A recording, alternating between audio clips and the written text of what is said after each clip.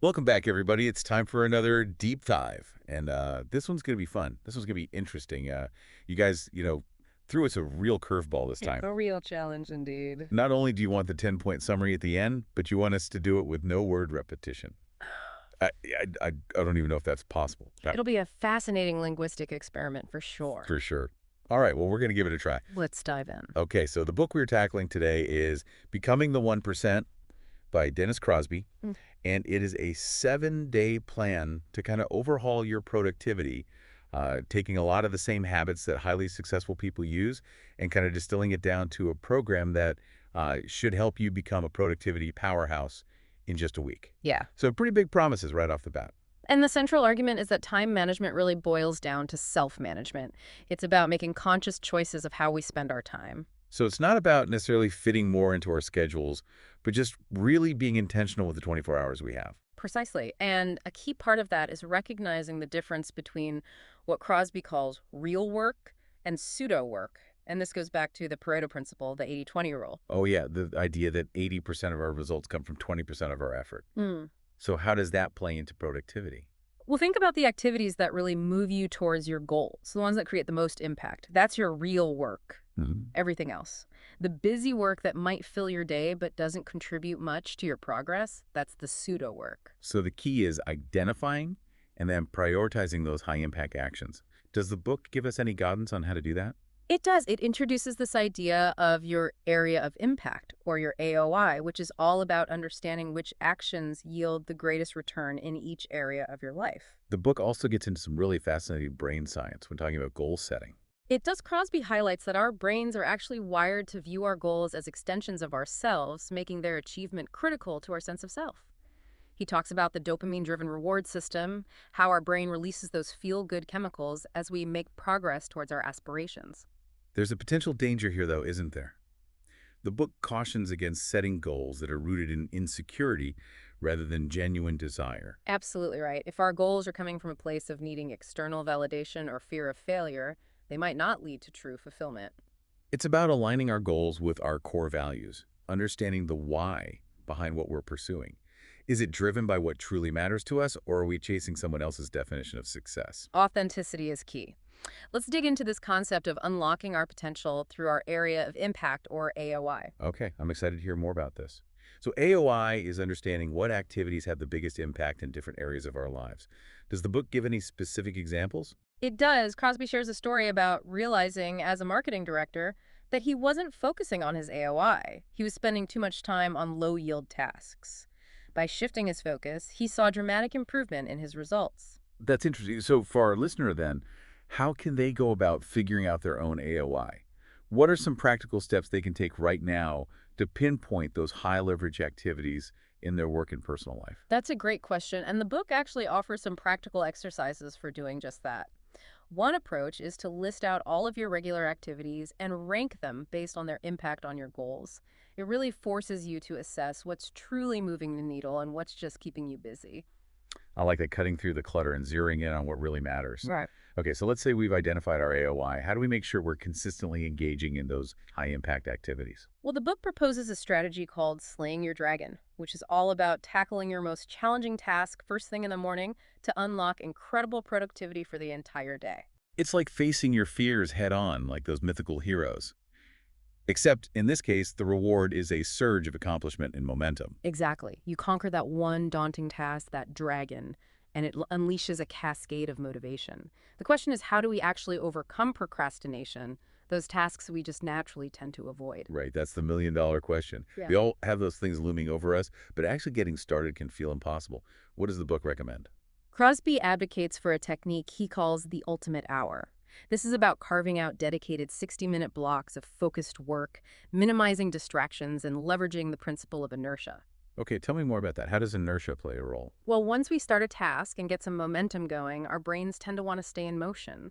The ultimate hour is about harnessing that by minimizing interruptions and maintaining a steady flow of focused work. Creating that distraction-free environment, silencing the phone, closing the email tabs, letting yourself get totally immersed in the task at hand. Exactly. The book emphasizes that every distraction adds a significant cognitive burden. We have to restart our mental engines every time. It's like trying to drive with the parking brake on. That's a good way to put it. It really highlights how these little distractions can have a huge impact on our progress. So Ultimate Hour is about creating that uninterrupted workspace, harnessing inertia, and maximizing output. Precisely. And while the book recommends 60 minutes for these sessions, he encourages experimenting to see what works best for you. Find your personal rhythm, your attention span sweet spot. Maybe it's 30 minutes, maybe it's 90, maybe even more. It's about honoring your unique cognitive patterns. And in all of this talk about productivity, we can't forget that we're not machines. We need breaks. We need rest. Absolutely, which is why it's remarkable that in a book all about maximizing output, he dedicates an entire day to the concept of rest. I love that it acknowledges that our energy, our creativity, our focus, it's a finite resource. Yeah. Rest isn't a luxury. It's an investment in our overall well-being and performance. And he argues that rest isn't just about avoiding burnout. It's about actually enhancing the quality of our work. When we're well rested, we're sharper, we're more creative, we're more resilient. We can tackle challenges with a fresh perspective. Our culture tends to glorify busyness, Yeah. equating it with productivity, but this book really challenges that assumption. So, what does Crosby recommend when it comes to actually recharging? He emphasizes finding activities that truly rejuvenate you, whether that's spending time in nature, pursuing a hobby, disconnecting from technology. The key is to create a clear separation between work and rest. He suggests refraining from checking emails, answering work calls, doing anything mentally taxing during your downtime. It's about giving ourselves permission to fully detach and replenish those energy reserves. But What about those of us who have trouble taking a full day off? Does he offer any alternatives? he does. He suggests designating a specific block of time to address anything truly urgent that might come up, and then committing to enjoying the rest of the day without guilt. So striking that balance between prioritizing rest and managing those essential tasks that might be weighing on our minds. Exactly. And he also shares some pretty alarming statistics about American work habits, highlighting how pervasive overwork is and the detrimental effects of neglecting rest. It's a good reminder that our obsession with being busy might actually be holding us back from being truly productive and ultimately from being happy. Right. And that leads us to the final piece of this productivity puzzle: support systems. Crosby makes the point that we don't have to go it alone. Seeking guidance and support from others can be transformative. We are social creatures. After all, we thrive on connection and collaboration. So what kind of support systems does he recommend? He explores three main types: mentors, accountability partners, and mastermind groups. Each one has its own benefits and can play an important role in our growth. Okay, so let's break those down a little bit further, starting with mentors. Why are they so valuable on this journey toward greater productivity? Well, mentors bring a wealth of wisdom and experience. They've been there, they've done that. They can offer insights, help us anticipate obstacles, navigate challenges, stay focused on those long-term goals. So like a guide helping us stay on track and avoid those potential pitfalls. And what about accountability partners? What role do they play? Accountability partners provide that external push, to keep us moving forward. They offer encouragement, support, and maybe a gentle or not so gentle nudge when we start to veer off course. They create a sense of shared responsibility, which can be incredibly motivating. That's like having someone in your corner cheering you on, keeping you accountable to those goals. hmm All right, and finally, mastermind groups. How are they different from the other types of support? Mastermind groups offer a really unique blend of collaboration and shared learning and mutual support. It's a group of like-minded individuals striving towards similar objectives, creating this synergistic environment where ideas can be shared, challenges can be overcome, and collective wisdom can be harnessed. It's like having your own personal board of advisors all invested in each other's success. Okay, so going back to slaying your dragon, which we talked about earlier, the book suggests tackling that most challenging task first thing in the morning. But for a lot of people, that's easier said than done. Procrastination is real. Oh, absolutely. Crosby acknowledges that, and he actually provides some specific tactics for overcoming that initial resistance. Okay, I'm all ears. What are some of his suggestions? One recommendation is to prepare thoroughly before you even begin the task. Gather your materials, declutter your workspace, remove any potential distractions. The idea is to eliminate any excuse for abandoning the task before it's completed. Setting yourself up for success. Removing those little obstacles that could derail you. Exactly. And another tip is to simply take that first step, no matter how small. Write the first sentence, make that initial phone call, sketch out the rough outline of your design. It's like that saying, a journey of 1,000 miles begins with a single step. Exactly. And once that first step is taken, inertia kicks in. Our brains crave closure. Every bit of progress we make towards completing a task triggers a little surge of dopamine, which reinforces that desire to keep going. Creating a positive feedback loop accomplishment leads to more accomplishment. Now, let's talk a bit more about the ultimate hour, which is a technique that really resonated with me. It's such a simple concept, but so powerful. Totally. It's all about creating those dedicated blocks of time, those sanctuaries of focus where distractions are banished and deep work can happen. The book really stresses minimizing interruptions during these sessions. Turning off your phone, closing those email tabs, silencing those notifications. The goal is to create an environment where attention can thrive. I think a lot of people underestimate the impact of distractions. It's like constantly shifting gears, never really getting into that flow state where we do our best work. Every interruption comes with a cognitive cost. We have to disengage, reorient ourselves, expend mental energy to get back on track. So Ultimate Hour is about creating that uninterrupted workspace, harnessing that power of inertia, and maximizing output. Precisely. And while he recommends 60 minutes, he also encourages experimentation. Find what works best for you.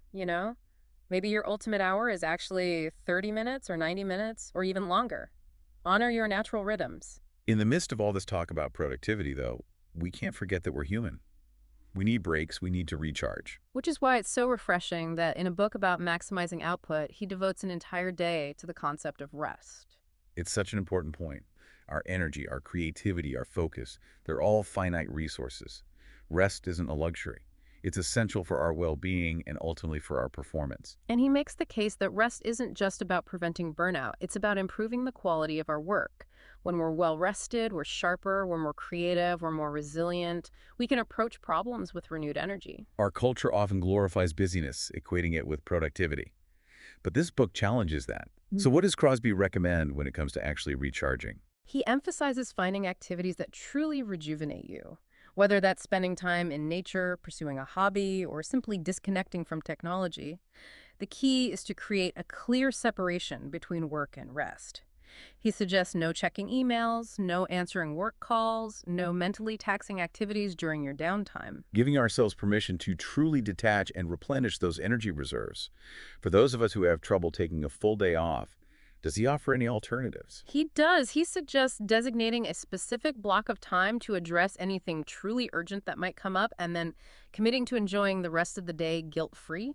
Balancing that need for rest with managing those essential tasks that might be weighing on our minds.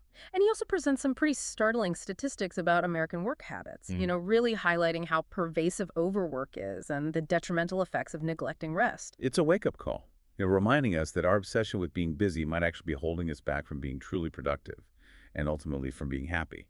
Exactly. And that brings us to the final piece of this productivity framework, support systems.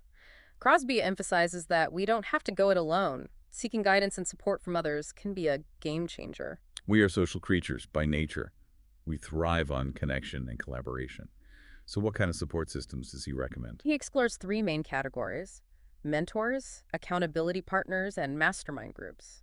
Let's dig into those a little bit. Starting with mentors, what is it about them that makes them so valuable in this pursuit of, greater productivity? Well, mentors bring a wealth of knowledge and experience to the table. They've been there, done that. They can offer unique insights that can help us anticipate roadblocks, navigate challenges, stay focused on those long-term objectives. So almost like a guide helping us, stay on course and avoid those potential pitfalls. What about accountability partners? What role do they play? Accountability partners provide that external push to keep us moving forward. They offer encouragement, support, and maybe even a little nudge when we start to stray from our commitments. It's about creating that sense of shared responsibility, which can be incredibly motivating. It's like having a personal cheerleader in your corner, Uh, reminding you of your capabilities and holding you accountable to those aspirations. hmm. Right. And finally, mastermind groups. What sets those apart from the other types of support? Mastermind groups offer a very special blend of collaboration and shared learning and mutual support. It's a group of individuals who are all striving towards similar goals, and it creates a very dynamic environment where ideas can be shared, challenges can be overcome, and collective wisdom can be harnessed. It's like having your own personal board of advisors, all invested in each other's success. Crosby recommends that readers consider which type of support might be most beneficial at their current stage of development. It's about recognizing that seeking guidance and support is not a sign of weakness. In fact, it's a sign of strength and self-awareness. leveraging the collective wisdom and experience of those who have been there before to accelerate our growth and maximize our potential.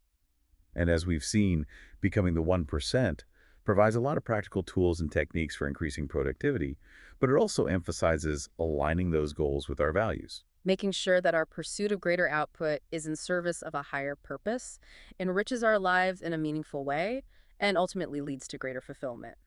So for our listener, I want to leave you with a challenge. Think about those areas where you're feeling stuck right now, maybe in your work, maybe your personal life. Where are you craving a breakthrough? How can the principles and strategies we've discussed today help you overcome those obstacles?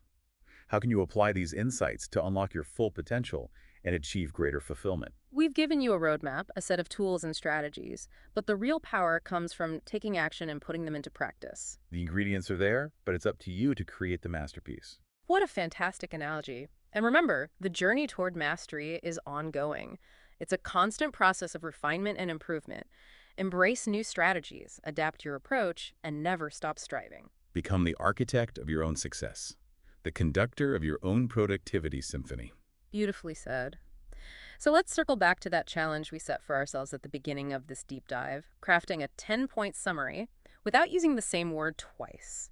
It really forced us to flex our vocabulary muscles and find creative ways to express those core concepts. A true mental workout. And it highlighted the importance of precision and clarity in communication.